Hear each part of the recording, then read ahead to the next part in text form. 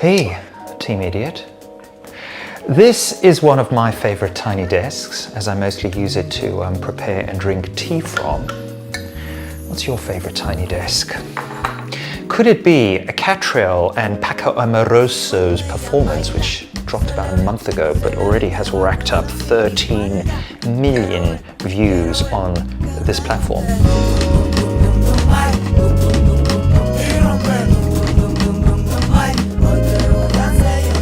Safe to say at least 2 million of those have been the idiots, as he seems to be watching the video 66,667 times a day. Obsessive fool that he is.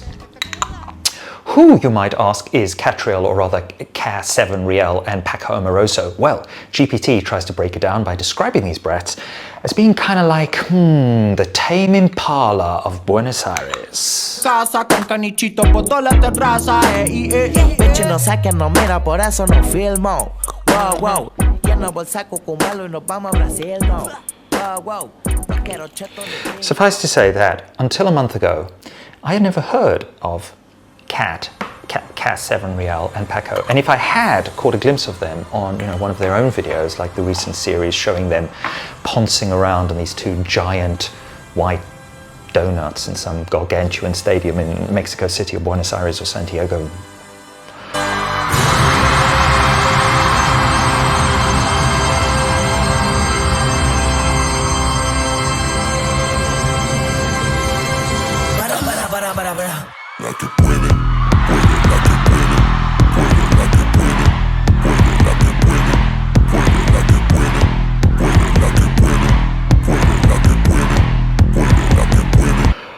I would probably have been thoroughly underwhelmed, boring Gen X fart brat that I am, by their antics, viewing them as just two generic Latino Drake Kendrick wannabes, two more Gen Y brats strutting around.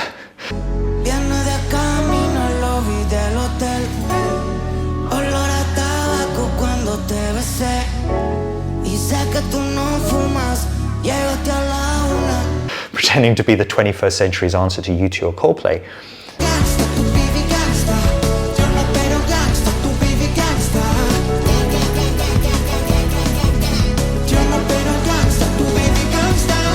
Bogue. But get them into a tiny room, aka NPR Music's tiny studio in Washington, DC, and suddenly the pure idiocy of their musical souls and ours shines forth in a manner that is, what can I say, very stimulating, very pleasurable, so pleasurable that I have to be genuinely watching this performance at least 66,667 times a day, maybe even 70,000 times a day. Currently, this tiny desk is functioning for me as, MDMA, cannabis, sertraline, audio cocktail. Cause.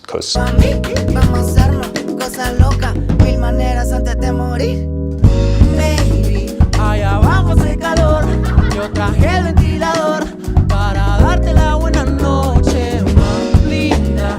Y esto es algo superior, hasta que se esconde el sol, nos usamos de bloqueador. Cuando ella baila, se le ve debajo esa minifalda. Okay, so where to begin in breaking down the allure of this 5-song set? Let's start with Paco Amoroso. Shows up looking a little bit like this 7-year-old who's begged his mum to buy him a custom-dyed slush puppy blue faux fur trapper hat, which he now wears, very proudly, creating this very hilarious cognitive dissonance for his fans, who are also there in the studio and can be heard right at the beginning of the video, gleefully responding to the sight of him, presumably bringing out the hat, putting it on his head. Understandably, as this dude normally seen kind of like, stomping around Buenos Aires stadiums like some little alt Hitler in sweat-resistant silver PVC trousers.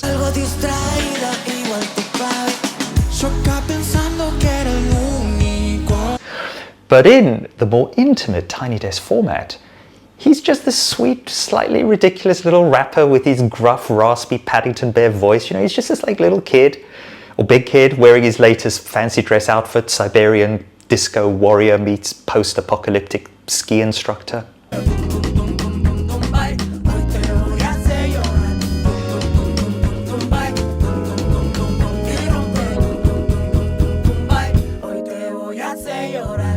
And it's kind of delightful, I would say. He is also Max from Maurice Sendak's Where the Wild Things Are, but, you know, managing all the monster gear in himself. The little cherubic face peeking out from beneath the absurd trapper hat, tattooed legs poking out from the rumpled cargo shorts. And throughout the set, you know, he kind of bops, but he also slouches with the sort of ease of someone who's mastered a type of glacial chic, delivering vocals that are often mumblecore vocals, mumblecore rapping. Tú sabes que yo soy. Yo no pero gangsta, tu baby gangsta. Yo no pero gangsta, tu baby gangsta.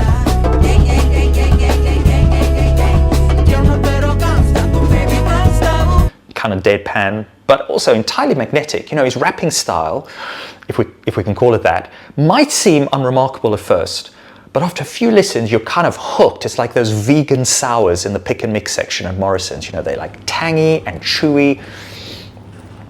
Impossible to resist.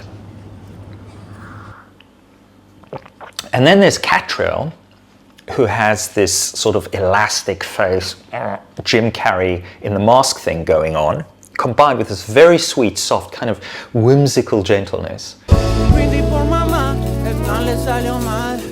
Quería un príncipe, pero salir un fiel.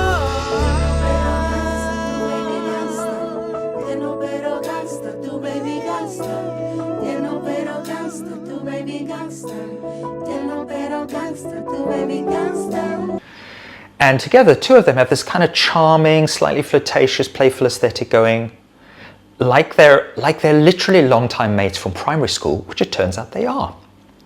Kind of perfect anima-animus balance. Paco bringing the stolid Enneagram 8 macho vibe, hilariously and beautifully tempered by this sort of childlike Enneagram, you know, 4 thing going on, while Catriel, also a sort of a 4, plays off with the softer, cheeky, punkish counterpoint, surrounding them with top-tier musicians, backing singers, brass section. You've got an unbeatable combo there, my friends.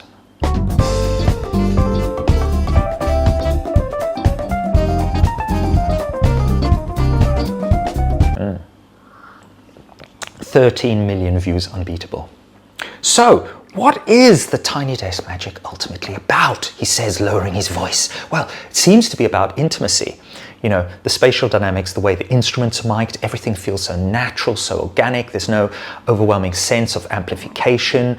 Each instrument occupies its own lovely space, its own voice, and yet that's distinct, but it's all harmoniously intertwined. It creates an intimacy that feels rare, I think, even sacred, and it's all happening on the public realm, you know, here in the village square, the you know, YouTube. This is where it's happening. Intimacy means different things to different people.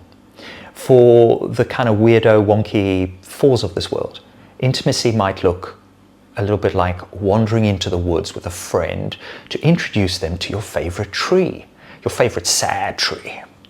So, Mariam, we've been talking about the winter blues. I've brought you to meet the saddest tree in Kingsbury. And then, you know, sitting beneath it, the two of you, to write poems together, and then reading them aloud in the quiet dusk. So I questioned at that time an answer that questioned me. Was I cursed with a bad omen, or was it the tree? I really like that. That's really good. You know, one way of assessing a poem is if you'd said to me... kind of thing, right? For Enneagram 1, intimacy is shared ideals, alignment, that kind of thing. Enneagram 2, giving, making oneself available to others, being appreciated for that. Enneagram 3, intimacy is shared goals, recognitions. Enneagram 4, the tree, the poems, the self-indulgence. Enneagram 5, intimacy is, you know, quiet presence, meaningful dialogue. Enneagram 6, trust, shared security. Enneagram 7, shared joy, shared spontaneity. 8, loyalty, raw honesty. 9, harmony, mutual understanding. And somehow the Tiny Desk performance always manages to capture an intimacy that resonates even beyond the confines of type. Oh my God. As if we're all being invited to sit down at their side, to feel part of this, of them, of something larger. You are part of me, I'm part of you, we are live together. That's the vibe. That's the intimate vibe. That's the magic of it.